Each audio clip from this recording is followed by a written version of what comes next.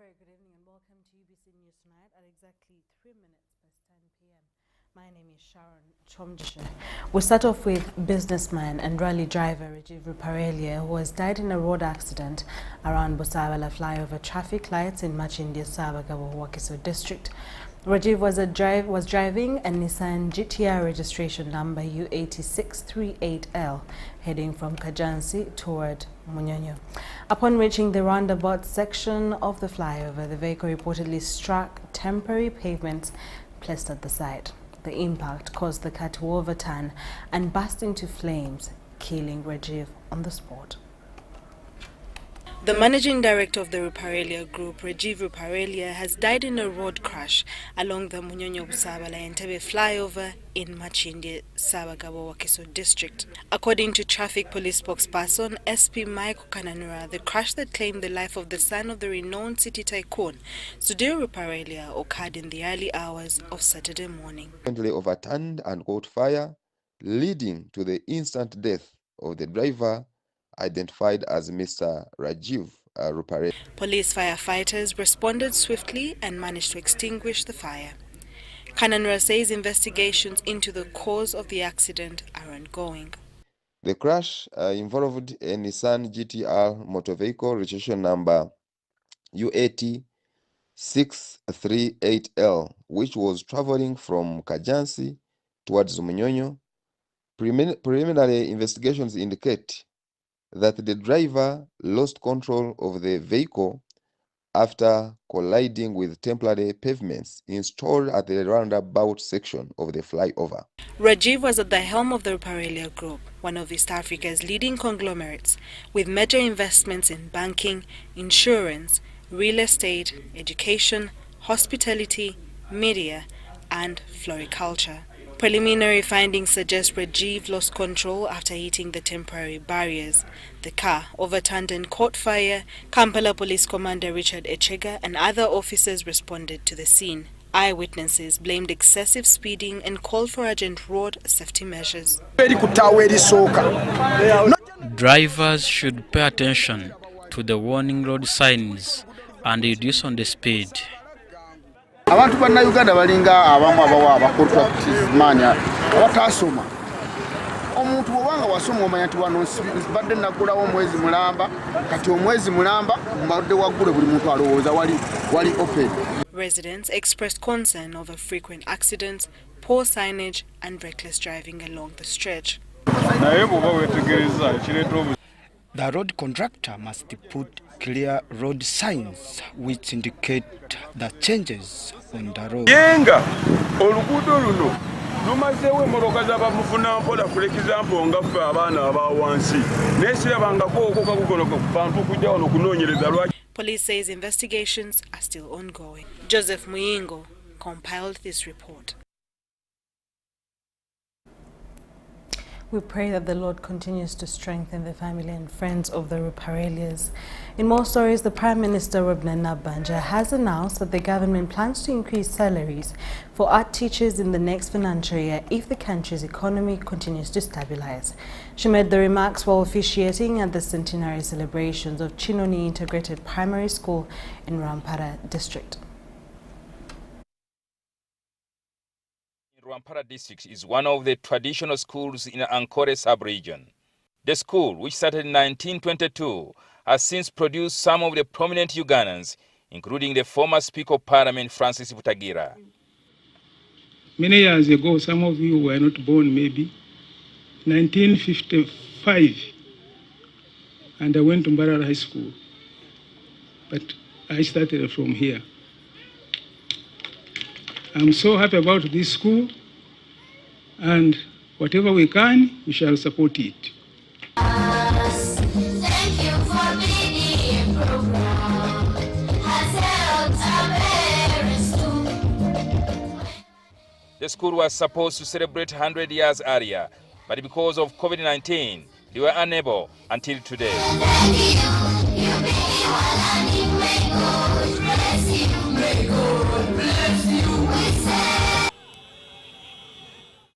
The Prime Minister of Uganda, Robina Nabanja, was ushered in at a school by a fleet of border riders.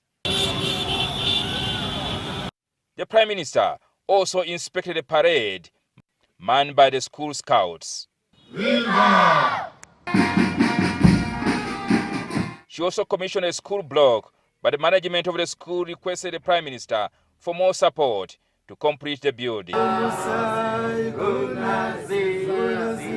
Education is very expensive. By the way, I used to think that this contribution started these days. Even when you see people like Mutajira, their fathers struggled unless when they got a scholarship from the king or from the local government. Otherwise, parents would contribute. Mbona chitukorre twakushaba haza tuonjere muna nerisomero lya kino integrated ebindi noja kurra performance. Right Honorable Prime Minister is a hot cake. Hot cake ni mchimechi wako manyisa. Buri omwena abana mu Rwanda. Ninjira na abaine invitations nke inaitano every weekend. Nyobuna zayo confirming my invitation nkashanga yabandi bari kunjira bankahi. So she's so busy. I am pleased to hear that Kinoni Primary School has consistently performed very well, producing speakers,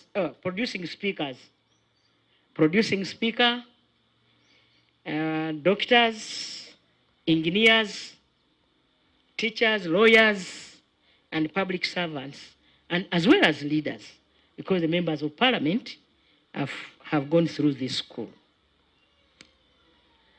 I want to encourage the current learners to take your studies seriously. Your future is in your hands.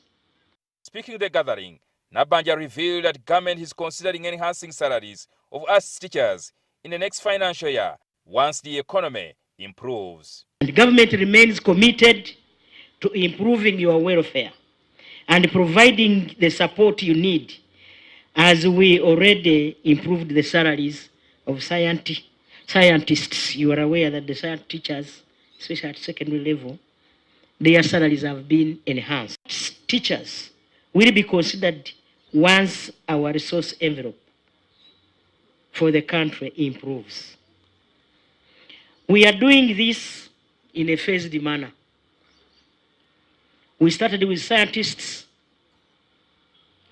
The following year, last year, we continued with the security agencies, as you are aware. And now, His Excellency the President is prioritizing the arts in the next financial year.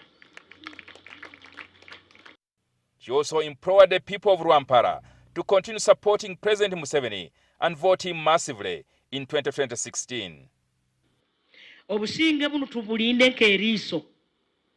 How? Nituongera kuhagira. Ogwanyu tukubasaba mwongere kuhagira. Kandi kuno tukubasaba atabaho kubuzaabuzibwa. Nimumanya abaana baitu abasigazi obundi nibabuzaabuzibwa. Please don't allow this in Rwampara. Tukubasaba mutakiikiriza Rwampara atabaho karuru nako.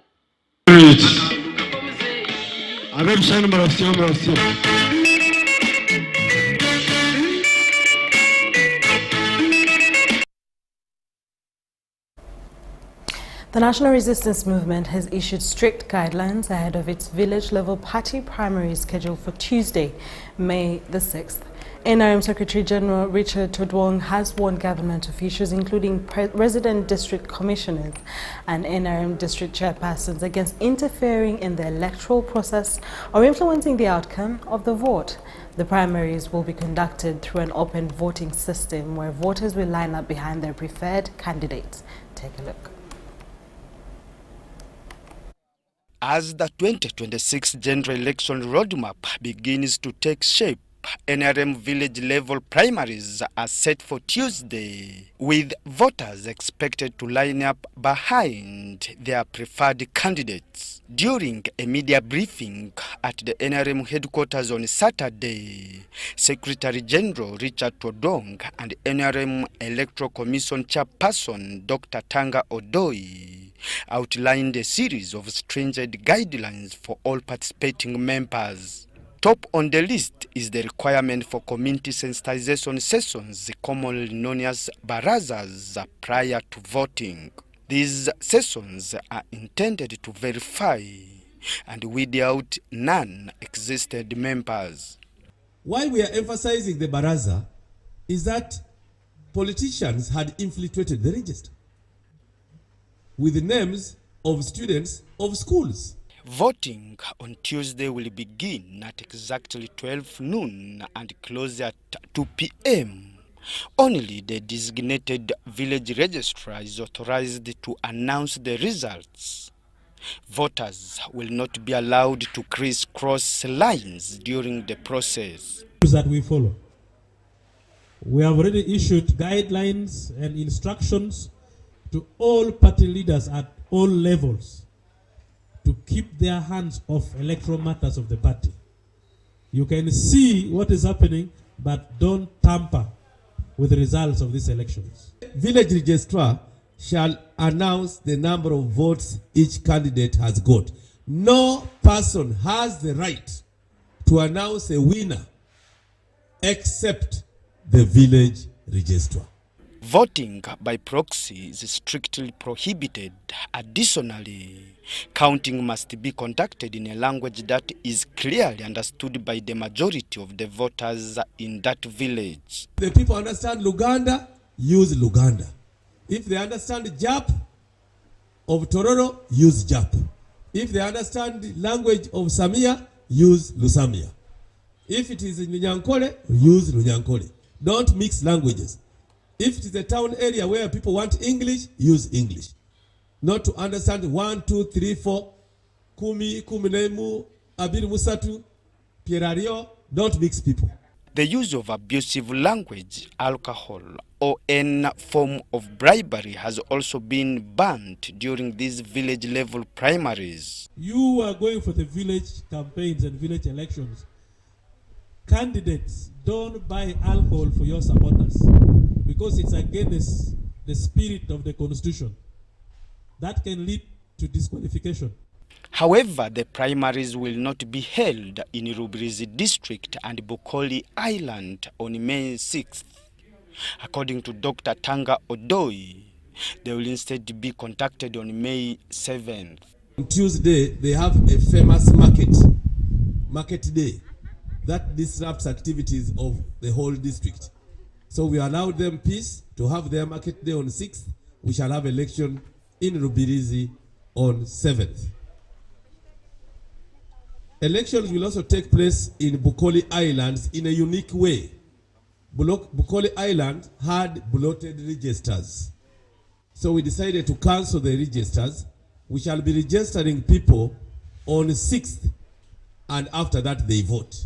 Following the village-level primaries on May 6th, the party will shift focus to May 24th, when primaries for youth, persons with disabilities, and the elderly will take place. The process will culminate in the constituency-level primaries for MPs and district women representatives, set for July 16th. Philip Aguta for UBC News in Kampala. The parish development model in the West Nile sub-region is having a positive impact, but also the fund is facing challenges. This time we look at Arua District, Koboko and Arua City to find out the impact of the funds among beneficiaries and its associated challenges. Take a look as Joseph Odama reports. Jenna Vako is a professional tailor resident in Opeva village, Ajono Parish in Arua District. She is one of the beneficiaries of the Parish Development Model Funds. I am one of the beneficiaries of PDM. When I received the money, I was thinking what to do. And then at last, I thought of bringing birds. With the 1 million shillings, Avako has been bringing broiler chickens in the range of 200 to 400 birds within a span of 4 months. I had no house for keeping the birds. Since the money was not enough, I kept that money for bringing the birds. Meanwhile, I had to look for another way to construct this house. According to Avako, the poultry project is now complementing her income from tailoring work. These days, the business in sewing is not as much as this one of birds. So me, I only know that if I keep the birds here and I go to do the little work of sewing and get something, it can keep me and push me up to somewhere, to some extent. This veranda where I am seated, the money for roofing this wall came from the money of the birds. And then paying the school fees of my kids. And then with the balance, I bring more of them. The sawdust also has an impact on enriching soil fertility once it starts getting wet for the chicken house.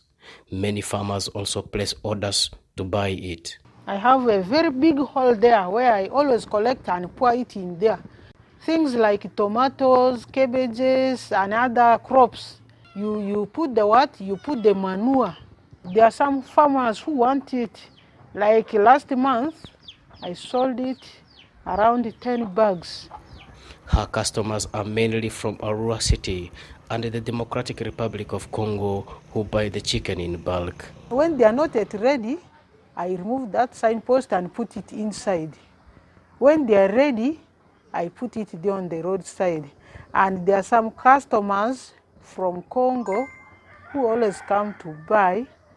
And for them, they buy in large numbers. Avako faces challenges with the poor shelter for the birds, a reason she is requesting the government to increase on the PDM funds to people who make good use of it. When it rains, it leaks inside, and then it damages the sawdust, which is for the birds to rest on. Anytime they get any virus, it just spreads and kills them very fast.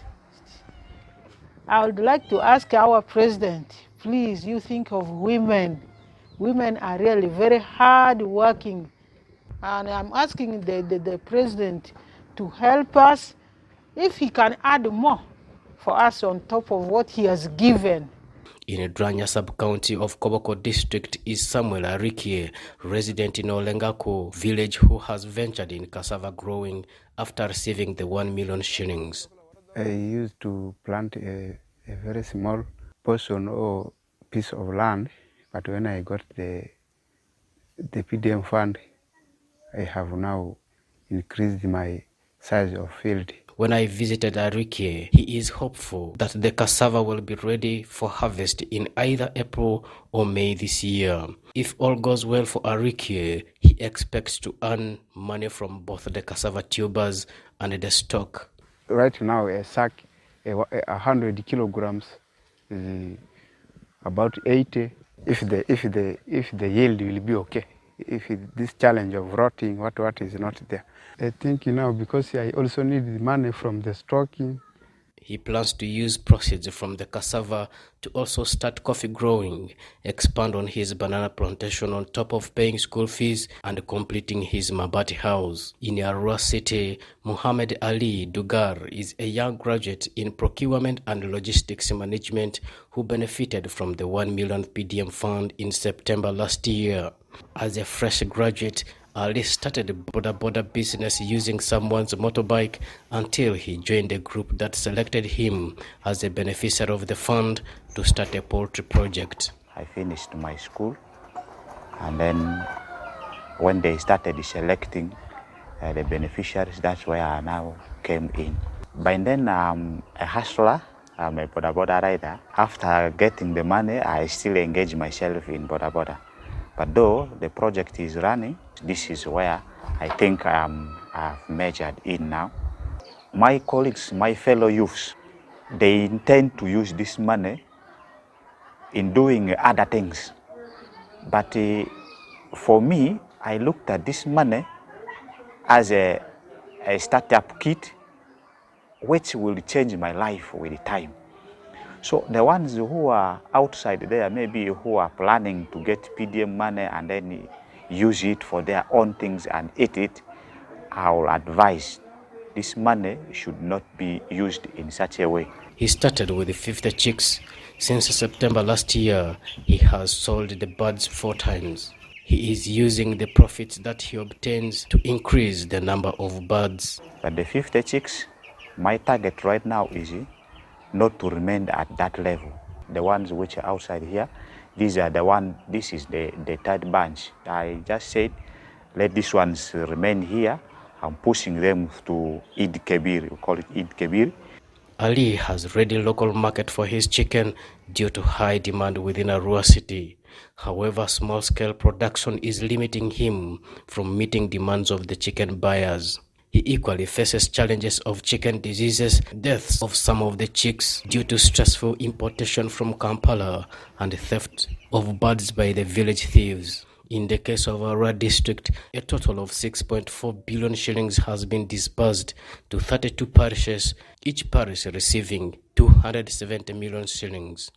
According to Arua District Chairman Alfred Okwonji, the fund is changing lives of those who are serious. The results are quite encouraging. People's lives are getting transformed and people's income is also getting improved. As district chairman, I'm very, very happy that PDM has created an impact. On the other side, district's revenue base is expected to increase as many people get engaged in the money economy. The district local revenue has also improved greatly. From 240, now we are talking of 600 million, which is a very, very good progress. And I think part of this is due to PDM. Now, for Jane's case, she's migrating from tailoring to now poultry. So it is a very good undertaking in the case of Jane. The more the people make produces through PDM, there comes an urgent need for agro-processing with the aims of meeting demands for both internal and export markets. However, there are many people whose agricultural enterprises collapsed due to unpredictable weather conditions. Parish development model was launched in 2022 by President Yoweri Kaguta Museveni with the aim of promoting economic transformation in households. Joseph Odama, UBC. Thank you so much, Joseph Odama. In more stories, Israel Matovu is made a village famous by a family known for treating bone fractures using traditional means. Thousands who flock the area located in Machindi division for treatment have glowing testimonies, and we have a detailed story later on in the bulletin. Every year on May 3rd, the world marks International Press Freedom Day, a moment to reflect on the challenges and triumphs of journalists in the pursuit of truth and public accountability.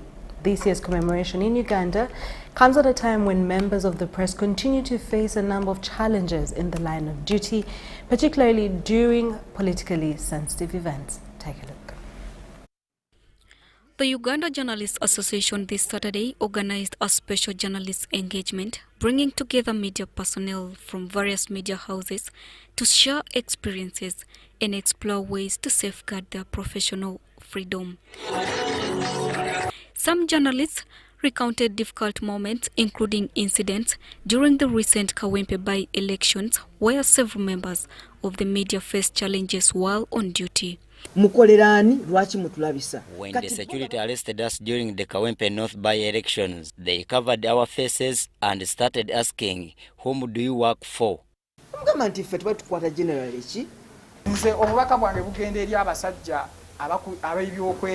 I appeal to security agencies to respect our profession than beating us and destroying our equipments. The president of the Uganda Journalists Association emphasized the need for unity among journalists and called for collective action in defending their rights. Can't we also say no once and say, okay, we are a group of journalists, but we think we are not safe for 2021 election. This is our resolution and we will not cover it. The media house has a leeway to find the news, since it looks like the practicability of our practice here overwhelmed the theme of UNESCO. So colleagues, is it not a moment when we get 2,000 years and we go to Electoral Commission and tell them, sir, if you do not guarantee our security, if you do not guarantee our being, you are our partner and we love you so much. But for 2026, we want to have kids. Can you forget about us? Is that so much to us? Can we do that? The head of communications at the Electoral Commission, Julius Muchunguzi, urged stakeholders to grind together to ensure a safer working environment. The Commission expressed its dissatisfaction about what it had seen and said no one wants to see a civil process of an election appearing like we are in Congo or South Sudan or in Gaza. I said, can you change? Can we do it better? Can we all be law-abiding? And I know that the days that followed, and you can bear me witness, we did not see those incidents again. Veteran journalist Baguma Richard and media practitioner Noelin Nasuna both called on journalists to stand together and speak with one voice when advocating for their rights and freedoms. How do we coalesce around this monster? How do we go about confronting it? How do we come together and stop this, what I think is shadow thinking, that because you work for the other TV, you are rivaling with this one. You are not. Ask us how many houses we have walked through. Today you are in this media house, tomorrow you are in the other one. The other day you are in the other one. Why? We need to sit as an association, as journalists, countrywide, to prepare physically and digitally as we move into the 2026 elections. It's unfortunate that I personally believe it's not going to be a smooth sail. And remember, these elections are not, they are COVID-free. They are open to everyone. We shall be having public rallies. We shall be having all the freedom to move around and to do all the numbers will be out there. So how prepared are we as journalists? The 2025 International Press Freedom Day is being observed under the theme, Reporting in the Brave New World, the Impact of Artificial Intelligence on Press Freedom. Charity Marion Imnat and Andrew Sebira for UBC News. As political parties and aspiring leaders across Uganda gear up for the 2026 general elections, various political pressure groups have stepped up efforts to rally support for their candidates. In Kawwe South, a group known as the NRM Ghetto Youths has pledged full support for President Yoweri Museveni and Nakamia Fatia, an NRM flag bearer, hopefully for the parliamentary seat in the 2026-2031 term. Take a look. NRM hoye! NRM juu! NRM hoye! Nakamia Fatia hoye! These young NRM supporters in Kawwe South have committed to mobilizing votes for President Museveni and Nakamia Fatia, not just in the general election, but right from the party primaries. We have brought a member to represent Kawwe South, give us a chance, We have come with this casual as our side. Yeah. For this time around, we are sincerely begging you to support this side and support our honorable. At a gathering held in Kawwe Tula, the group led by their mobilization team under the Gaza 20 command unveiled a new designed NRM Ghetto Youths uniform. They called on President Museveni and other senior party leaders to support the initiative by facilitating the nationwide distribution of the uniforms as a tool for mobilization. Come with this combat. We want you to invest in us. We produce in abundance so that we may exploit it in the country. We are looking for this one is vote. My honorable is called Fatia, is representing Kawwe South for Gaza, more especially Gaza. We are starving Gaza, we are starving President. You know me, I've been with you all the time, backing you, NRM, till now, till tomorrow. Just provide us with only 4 billion. Nakamia Fatia says the uniform is more than just an attire for Kawwe. It represents unity and support for the party. She appealed to the NRM leadership to roll out similar initiatives across the country. The reason why I'm here, I'm just to launch this combat for Gaza and His Excellency the President. The Gaza ghetto or the Gaza youths have brought this combat for His Excellency and Nakamia Fatia, the Honorable. The reason why we are so concerned because we are NRM Kong and we are up to date that we can move all the dictators around and all those who are doing bad things. Nakami has come out to be the member of parliament for this. The NRM flag bearer is so hopeful and also urged residents of Kawwe South to vote for leaders who will collaborate with government to deliver services and champion development. She rejected claims that Kawwe is strictly an opposition stronghold. She said the time has come for Kawwe to embrace leaders focused on progress, not division. Salongo Kasipante compiled this report for UBC.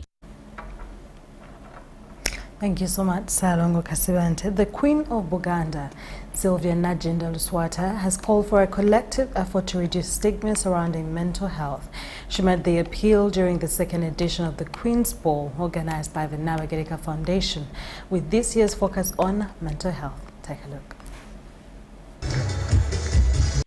The Queen's Ball, a high-profile fundraising gala, brought together entrepreneurs, diplomats, corporate leaders, members of the banking institution like the NRM Bank, and officials from the Buganda Kingdom to foster dialogue, fight stigma, and support grassroots mental health initiatives. The Queen's Ball 2025, which is themed Healing Minds and other initiatives, we aim to transform perceptions, dismantle stigma, and mobilize the resources necessary to promote mental health awareness and support.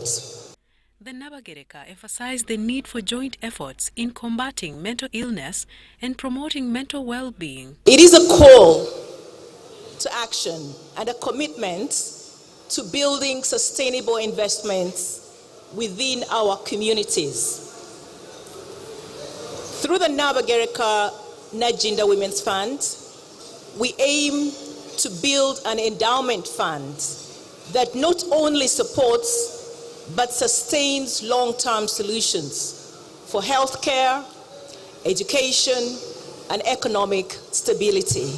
The Minister of State for ICT and National Guidance, Joyce Nabosa Sebugwao, echoed the sentiment, noting that mental health affects everyone and should be addressed collectively. Kyovola nti oluusi boogera ebitali bituufu, oluusi balimba, oluusi bakaayana, ebyo byonna kitegeeza nti obwongo bwo buliko ekikyamu. This year's event was held under the theme Healing Minds, aiming to raise awareness and mobilize resources for mental health programs in Uganda. An estimated 14 million Ugandans face mental health challenges, yet access to care remains limited. Marion Awori and Andrew Sebira for UBC. Local leaders in Nakapiripiri district have commended Wealth Hunger Ilfilga for Life for supporting education in remote communities. The appreciation came during the commissioning of new classroom blocks at Dole Primary School in Lemusui Sub-County and Bishop Sisto Mazoldi Primary School in Kapwach Sub-County. Take a look. Lemusui Sub-County, with 5 parishes, has only 2 government-aided and 2 community primary schools, leaving 2 parishes without any schools. High illiteracy rates persist, fueled by child marriages, cattle herding, and lack of secondary schools. Du Primary School, built in 1984 on Kadam Mountain, faced serious challenges, including insecurity and poor infrastructure. Earlier structures cracked due to poor soils, forcing parents to withdraw their children. That were there caused all this. Because in the cracks that were in those structures that were demolished by then, by Weltanga during the construction of the new complex, even snakes could meet around within the classroom. So it caused the parents to shift the children to another school, that is Lemsui, that is the nearby school. Nobody liked to be indoor. I'd even dropped in enrollment, whereby enrollment of children was around 150, with an average attendance of only 35 learners. The school had dropped to only primary 1 and 2 classes with 3 teachers. Wealth Hunger Life has now built a 5-classroom block and renovated the girls' dormitory. Head teacher Daniel Longole reports increased enrollment and regular attendance. School has changed. The enrollment has increased. Currently, we have an enrollment of 988 learners. Out of these, 466 are boys and 522 are girls. The attendance has improved greatly, whereby the attendance is now ranging with around 588 years. So we thank Wealth Hunger so much for bringing up the classrooms, which has attracted.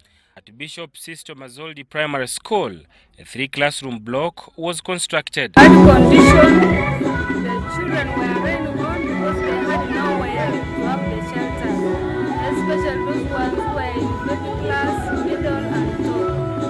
The house which was there, it was leaking both sides. I really appreciate for the understanding when Uganda came in and saw the situation and taken a hand. Looking to promote good health and good sanitation, Uganda has donated to us compost latrines and washrooms. On behalf of our entire school, we do appreciate you. I want to thank WHH for their intervention in Karamoja. Before Karamoja was in Amudat, and again I saw the good works of this partner. The quality of their works are very, very commendable, and they are standard in almost the entire region. That WHH is giving us these facilities today. The onus is now up to us to ensure that we maintain them. Wealth Hunger Life also built sanitation facilities and continue to support feeding programs and scholastic material distribution. Money, as Julius mentioned, over 600 million. So we really want to see how these facilities or whatever investment here is going to be supported and it continues to work. We have open these facilities for the benefit of the community, our children. I will do this.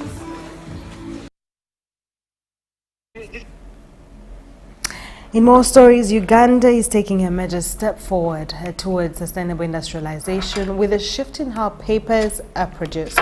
Now, of course, you can watch this while the modern Laminates, a factory championing the recycling of waste paper and the use of bamboo to manufacture eco-friendly paper products. Sub-Minister for Investment and Privatization, Evelyn Anite, says that the initiative not only addresses environmental concerns but also supports the government's goal of reducing paper imports and creating jobs. Take a look. At the center of Uganda's industrial development, modern Laminates is redefining paper production by recycling waste paper and using bamboo, a fast-growing renewable resource. The factory produces a variety of paper products, ranging from packaging materials to stationery. Now we have ventured into producing virgin craft paper out of wood. Wood is available here in Uganda in plenty, and we are going to also grab the opportunity of planting bamboo here. We have our own tissue culture lab where we are going to make seedlings of bamboo, which we are going to outsource to outgrowers in the region and also in other regions. This innovation supports the government's drive to cut reliance on imports and promote local manufacturing. Uganda reportedly spends an estimated 80 billion shillings annually on paper imports. Modern Laminates is working to reduce that cost significantly by offering high-quality, locally made alternatives. Over 15 million school-going kids depend on scholastic materials. Now, all the scholastic material manufacturing companies in this country, they have been importing the virgin paper to be able to make those exercise books. This is going to be normal because they would be able to buy this. The factory already employs over 400 Ugandans, with plans to expand its workforce as production scales up. It is a project that aligns with the broader national agenda for industrial growth and economic self-reliance. We are going to substitute imports of more than $80 million each year for the country, and we are going to also export $40 million worth of craft paper to other neighboring countries. And that means reduction on import bill and increase on our export bill. And that only means also more jobs for Ugandans.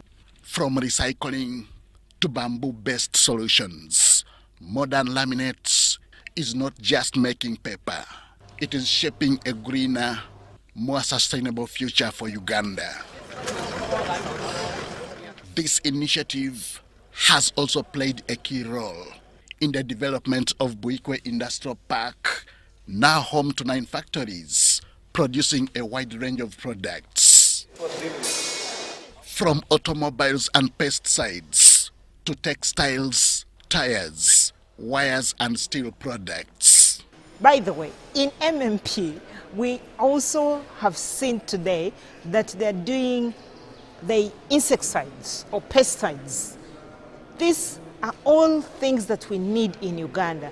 And I want to really congratulate the proprietor of MMP, who has gone out of his way to go out to India to attract quality investors to come and do for us this. What we have also done is we have created training institutes within the park where we can train the local labor, and which makes our projects more sustainable for long term.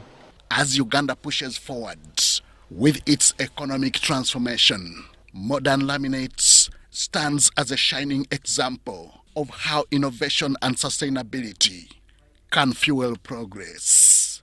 Henry Okrut, UBC.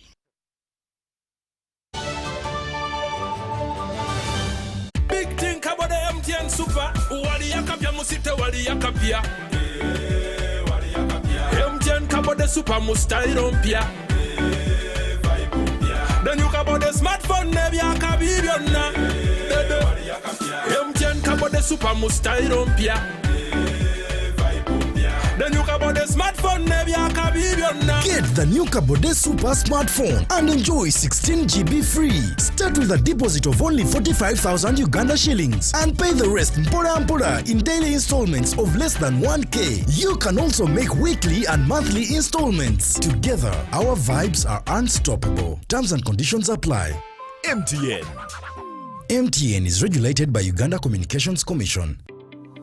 The Uganda National Oil Company, UNOC, is wholly owned by the Government of Uganda and was established to safeguard and promote Uganda's commercial interests in the petroleum sector. UNOC has 2 subsidiaries, the Uganda Refinery Holding Company, URHC, which will hold a 40% stake in the 60,000 barrel per day refinery and manage the development of Kabalega Industrial Park, and the National Pipeline Company Limited, NPC, in charge of pipelines, storage, and downstream business ventures. This subsidiary holds 15% interest in the East African Crude Oil Pipeline, ECOP. ECOP is a 1,445-kilometer long pipeline that will transport crude oil through 10 districts in Uganda to the port of Tanga in Tanzania. UNOC is also actively engaged in crude oil exploration, development, and production activities, and its participation role includes a 15% stake in the Tilenga, Nwoya, and Bulisa, and Kingfisher Development Projects, Chikure. UNOC also holds the exploration license for Kasuruban Block in Hoima, Bulisa, and Masindi. UNOC currently owns and manages the Ginger Storage Terminal and will build a 320 million litre capacity terminal in MPG called the Kampala Storage Terminal. At UNOC,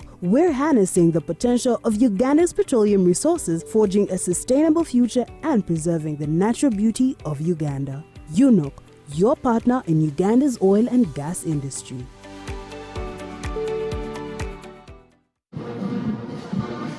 The Uganda People's Defense Forces invites the general public to the first ever UPDF-CDF Inter-Forces Drill Competition as we honor the spirit of unity, discipline and teamwork. This historic competition will feature individual and team drill routines, synchronization and formation changes, an inter-service championship, and many more exciting activities and prizes to be won.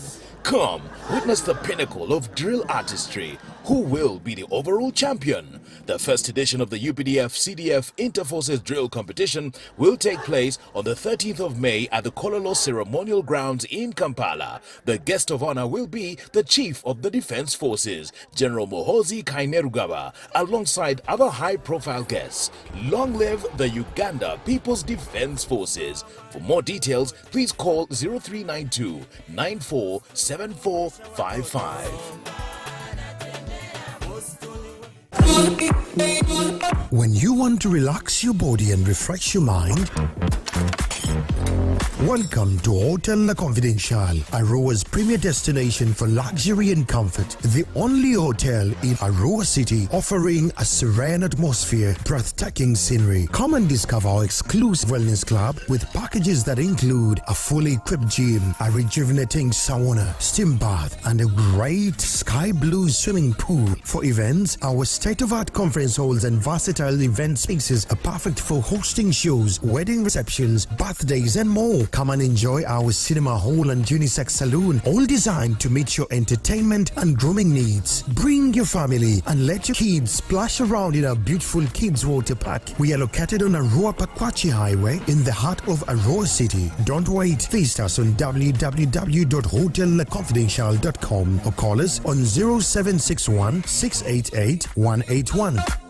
Step into a world of excellence, comfort and pride with Royal Foam Furniture, crafted to perfection right here in Uganda. We bring you state-of-the-art living room furniture and bedding products at affordable prices. Our wide variety of mattresses include orthopedic, pillow top, spring mattresses suitable for institutions like hotels, and many others for home comfort.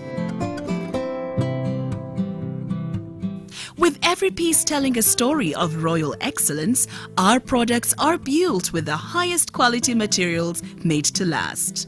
Experience royalty with Royal Foam Furniture, proudly made in Uganda, so buy Uganda and build Uganda. Visit our showrooms at Ginger Road, Chambogo Junction, Bukoto Chisasi Road, and on Victoria Mall, Entebbe, on the first floor.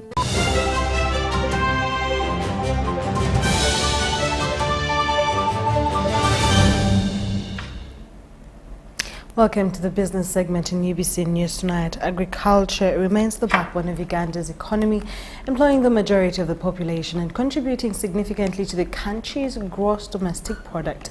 Tonight, we take you to Wodonga in Mpenja Sub-County, Gomba District, where farmer Moses Kaziwe is making a remarkable impact through large-scale farming. Take a look.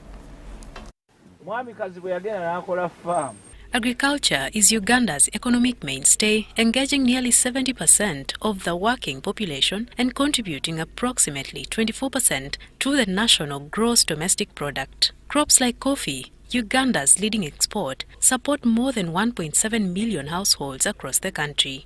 At MK Mixed Farm in Gomba District, Moses Kaziwe is tapping into the sector's potential. On his 480-acre farm, he practices diversified farming, growing coffee, producing animal feeds, and rearing livestock, among other activities. Coffee cultivation covers over 10 acres of his land. I would encourage Ugandans to plant the ordinary coffee, which is this one, because it is stronger compared to our environment. Why not the other type? You know, the other type, life expectation of the other type, which I don't want to mention here, I've been hearing from people. Actually, I have a 4-acre plantation of the other new one called cutting. We planted 4 acres, but we only remained with only 3 plants due to hot seasons. We never had enough water to water it. So with this one, you can see, if you rotate your camera, you see the coffee bean. Yeah. So it has no issues. Another key focus at MK Farm is animal feed production, which occupies more than 100 acres. crops like Guatemala grass are grown to sustain his livestock enterprise. Kawwe underscores the importance of growing feed crops to ensure sustainable livestock farming. He also highlights the value of irrigation, advising farmers to prioritize water access, especially during dry spells, to keep their farms productive year-round. Motivated by the government's efforts to promote agriculture, Kawwe believes that with ready markets for agricultural produce, farming remains one of Uganda's most promising economic ventures. So we are targeting tourism, agriculture, trade and culture. Why these four? In most televisions we watch all over the world, people talk about riots in Africa, killings in Africa, disease, sicknesses in Africa. But I have two men I admire in Africa, Museveni and Ibrahim Traore. These guys are trying also to bring the African image on the site so that people see Africa as a beautiful one. I salute the President of the Republic of Uganda, General Museveni, and Ibrahim Traore. If the two would sit on one table and plan for other African leaders and give them ideas that these two have, Africa would be the best continent to live in. Marion Awori and Tony Senabulia for UBC.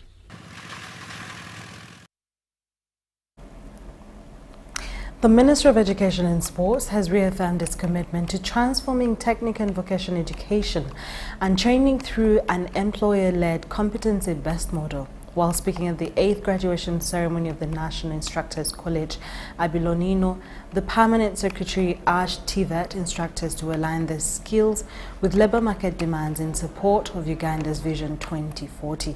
Details follow. Excitement filled the air as 654 instructors graduated from the National Instructors College, Abilonino. At the gates, business was brisk, with the photographers capturing memories of a milestone moment for the graduates and the nation. The graduates awarded diplomas in various technical and vocational disciplines are the latest contributors to the Uganda skills-based economy under the TVET policy of 2019 and TVET Act of 2025.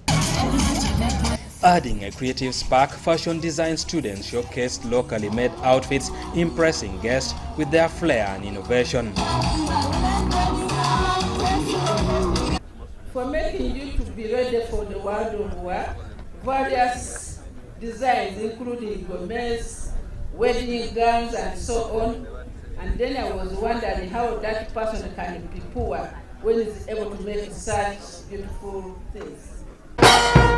Representing the Permanent Secretary, Dr. Ajati Safina Musine emphasized the importance of continuous improvement among instructors and the delivery of market-aligned trainings to drive socio-economic transformation. So that's what we are emphasizing. Of course, this policy and the act that we are implementing has brought many reforms in place. One, we are now going to have a council.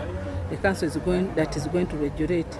And when you hear something of regulation, you know that there are standards that will be observing from now onwards. The college, affiliated with the Chambogo University, is Uganda's only public instructors training institution offering hands-on teaching across 8 disciplines.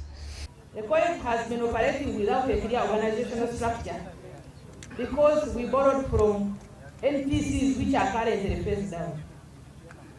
But we are glad to report to you that we have done a review and drafts have been submitted. It is pending approval between the offices of Permanent Secretary and Public Service.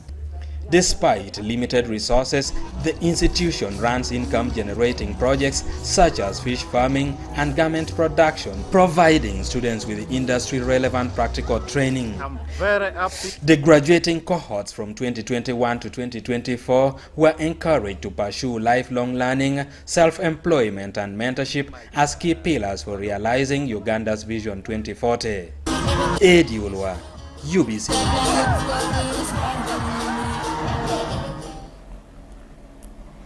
In more news tonight, the Ministry of Education and Sports has reaffirmed its commitment to transforming technical and vocational education training just like you witnessed. Now, tour guides in the Kigezi region have been urged to go beyond simply escorting tourists and embrace roles as passionate storytellers, researchers and lifelong learners. This message was delivered during the closing ceremony of a 7-day cultural guide training held in Kabale, organized by the Uganda Safari Guides Association. Take a look.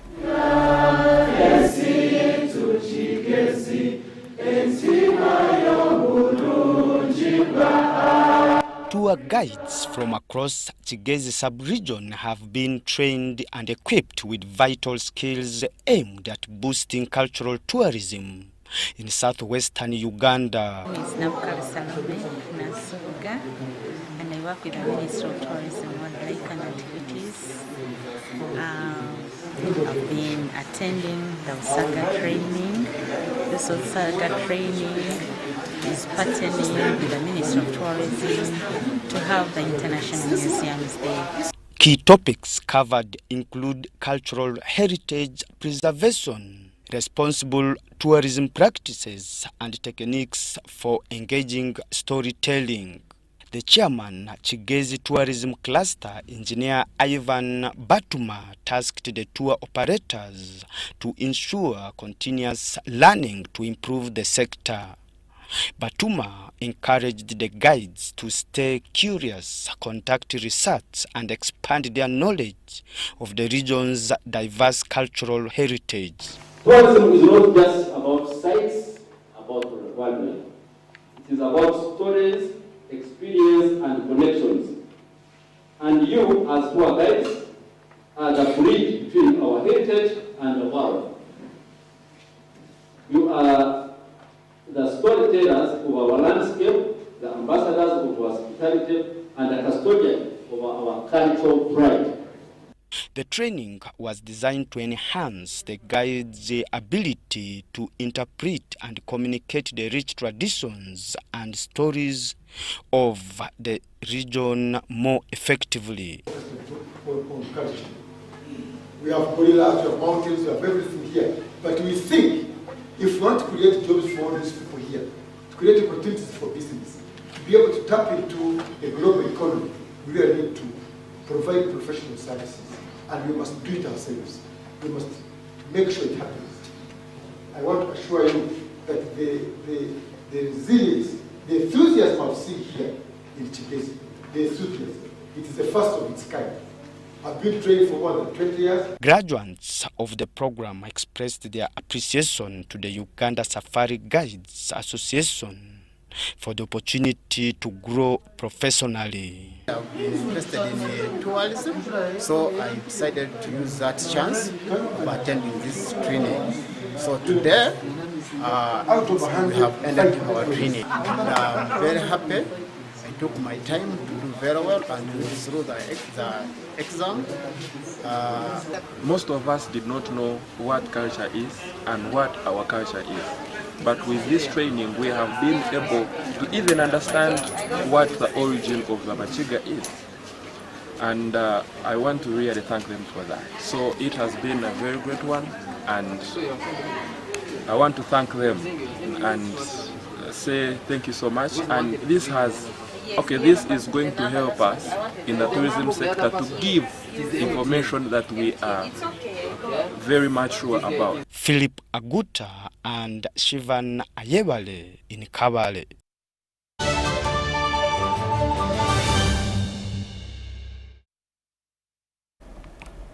From the sports desk, the Buganda Clan Football Tournament has officially kicked off with an appeal to the people of Buganda to actively participate and support their respective clans. Now, presiding over the event at Wankulukuku Stadium, the Katikkiro of Buganda, Peter Charles Maiga, emphasized the importance of the tournament and commended the participating teams for playing a fair and clean game. The Ngabi and Akasimba clans played the opening match, which ended with both teams sharing the spoils. I'm streaming. Pleased with those who opened the Bika tournament this year. Ngabi Nyunga and Akasimba. We can promote talent in different forms. When we rely on the clans, we can promote all the talented people in the different sporting disciplines. So The opening match was very entertaining, and I think it shows that the levels at which we are playing are going up, which is very encouraging. So I call upon all of you to come and support your clans going forward, and we make the Bika tournament more interesting. We've been partnering with Buganda for a very long time, and we must say the quality and standard of and the talent that has been showcased today is much better than we've seen in the past. We continue to encourage the fans to come to the different stadia to watch and enjoy these games. This year, we've added extra activities to the calendar. I will have the traditional wrestling and the traditional mweso game, or the traditional card game that used to be a fan favorite for those of us that have grown up in this part of the country. We encourage and continue to call upon you, all Ugandans, to come and support your clans, but also to continue displaying the discipline that we require to ensure that these games go on successfully.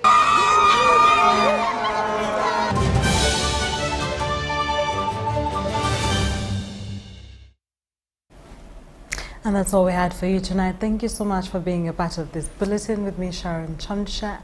From the team and I, have a lovely night and a blessed Sunday. Bye-bye.